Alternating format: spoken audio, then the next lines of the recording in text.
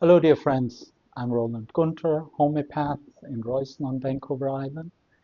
And here is a third video of a series of tools how to deal with emotions or with emotional overwhelm. You already have several solid good tools. And this one is a third one that I want to offer you today. And with this third one, if you have a little stool or something, if it has three legs, there's already a certain stability. Then you have really, then you're ready to face your inner world. And our inner world can be scary sometimes, just like the outer world. Yeah, it's not a big difference in that. There's everything inside that we also can find outside. So, one word about, again, why it's so important, these emotions.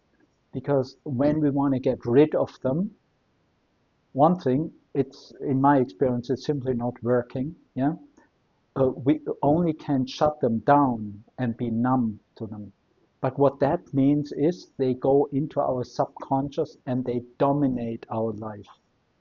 Carl Jung said once something, unless we make the subconscious conscious, it dominates our life and we call it fate. And this is exactly, when we are, we don't want to feel fear, we can shut it down, but it moves into the subconscious, and from there it it dominates and rules our life, and all our choices will be somehow choices made out of fear. And there's no chance, as long as we're human, not to feel fear, and it should not be. It's not healthy. Yeah, and there's really, all these emotions are precious, and they have their meaning, and they have their positive sides, their sides what they why we need them. Each one of them is precious, but you can read about that in the psychological books. There's lots about that. So today let's talk about co-regulation. As a child, we need somebody to co-regulate our emotion with. As a child, we are, from the evolution, from the developmental stage of our nervous system, not able to do that alone. We need somebody else for that. Imagine there's a little boy runs to dad, or let's say runs to grandma. Grandma, I'm scared. Grandma says, "Oh boy, I can feel you're scared. Let me give you a hug." Hugs the little boy, and they breathe together. They feel the fear together. The boy calms down. And after a minute or two, Grandma asks, "Okay, boy, what was the problem?" That's a perfect way to deal with it in relationship. This is what children need. They don't need somebody telling them, "Don't be afraid." What a silly sentence. It's like I stand in front of a tree and tell him, "Don't be a tree." The tree is there. And when a child is afraid, the fear is there. I need to help the child then with the fear and not tell him, "Don't be afraid." Something makes me upset. Yeah. So the so we need this, what grandma does, or good parents do, just to be with a child. Not trying to fix it, to get it out of there, just to be, "Oh, I can feel you're sad. Come." Yeah, "Oh, I can feel you're upset.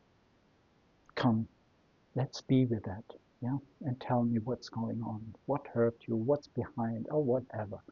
So in that relationship, we as children can co-regulate, and we build up our ability later to be with also challenging emotions and to digest them and to balance ourselves.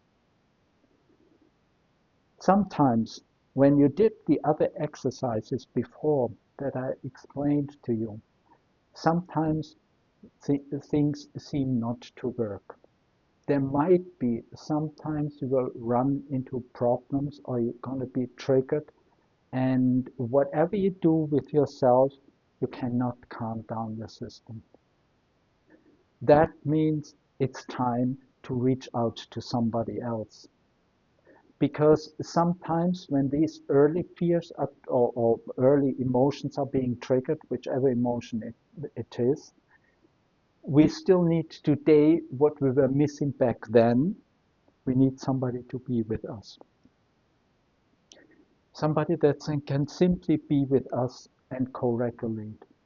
So when that happens, when you sit with yourself, when you go through all these practices, and you still cannot calm down and balance yourself, reach out. Call a friend, ask your partner, your husband, your wife, or friend, or a relative, whoever, and ask them, hey, I'm really triggered. I need somebody to be with me. Do you have a few minutes time? And it's not talking about something for hours. Please, no, talking about emotions. Emotions don't need talk, they need feeling. Emotions need to be felt, to be expressed, and to be received. Yeah. So this is what we need. And tell somebody that you think has the inner capacity to be with you without giving good advice or things like that. Because if you're afraid and then somebody gives you good advice how not to be afraid, the message is it's not okay to be afraid and you should be different. We heard that often enough. We should be different and should be different than what and who we are and how we feel. Forget about that. We heard that too often already.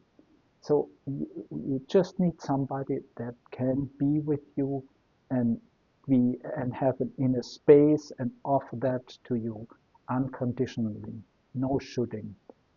And what that does is I can be with you, for example, I can sit with you, yeah, and we create together a relational space, a space in between, and that makes that when I get triggered, and trigger means always my inner space shrinks, yeah, I get tense, I get tight, I get contracted, yeah, and rigid, yeah, and then the emotion cannot move. It just bumps around there, yeah.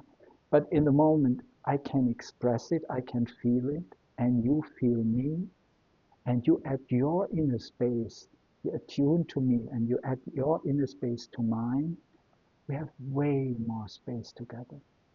And together we can hold things that are overwhelming for one of us alone. And this is what we need. Sometimes we need what we would have needed as children, we still need it today. And it's totally okay to need that. And it's important that you stick, that you tell your friends what you need.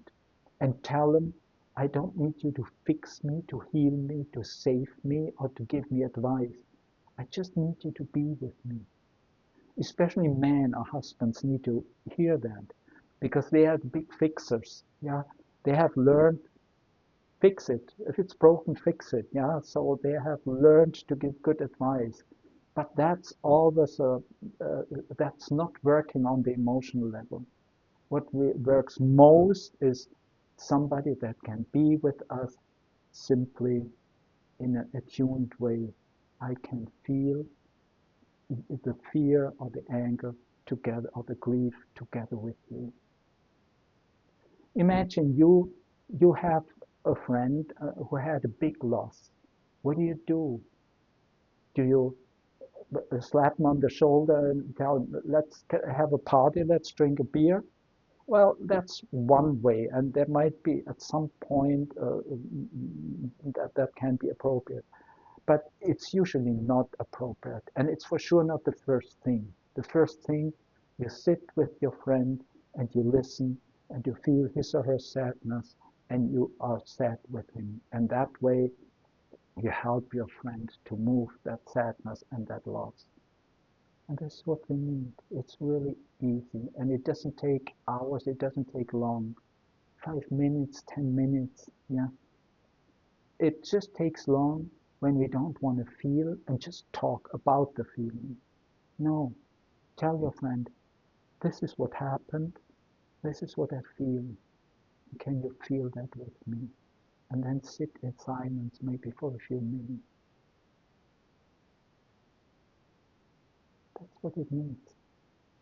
And then things regulate and things calm down. And it's really good when you do the practices, what you can do alone. And if that's not enough, then we reach out. There's also people that constantly reach out because of every emotion. Yeah, that's they need first to do this practice for themselves. Yeah, there's also learning. Can I be with it? Yeah, without running, because then relationship becomes one way of running away. Yeah, and that from the emotion, and that's not what we want. We want to be with the emotion. Yeah? And when we need relationship for that, that's the right time to reach out and to ask somebody. And this way, we also create a world that's connected and where we are here for each other. And if you hesitate to reach out and ask somebody, you know, most people are really happy to help and to be to support you. You probably don't think that, but try it. Yeah? And try it that it's not, and tell them that it's not some big. They don't need to make headstands to help you. No, just to be with you and listen to you and feel with you and have a few minutes time. That's it. You can do that even on Zoom or on the phone, or you can sit with somebody, and it's something very helpful. And in that way, also we create intimate and close relationships where we feel each other, and that creates closeness. And let me in the end say something. In the beginning, I said somewhere about talked about the basic innocence of every emotion. There's no bad emotions. A long time ago, I read this sentence: every emotion that you feel through will guide you and bring you to the only basic truth there is to love. For a long time, I didn't understand that, but today it's so clear. When love is light, it's and light is the fullness, the spectrum of all. White light, for example, is the fullness and the spectrum of all colors. And then this white light, you can say divine light, comes into this reality, and it's like it's needs to go through a prism, and it splits up, and all these rainbow colors. Each one of these rainbow colors is an emotion. Do you run away? You run further away from love and from God. Do you turn towards it and walk towards it?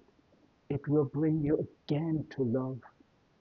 And that's the beauty of this work. This is the way how we find love, we bring love into our relationships with ourselves and with each other. And that's what I really wish for you. Thank you once again for listening. Thank you for practicing. Thank you for making that a more or less daily practice, and just for your commitment to love and to yourself and to each other. Thank you. Bye.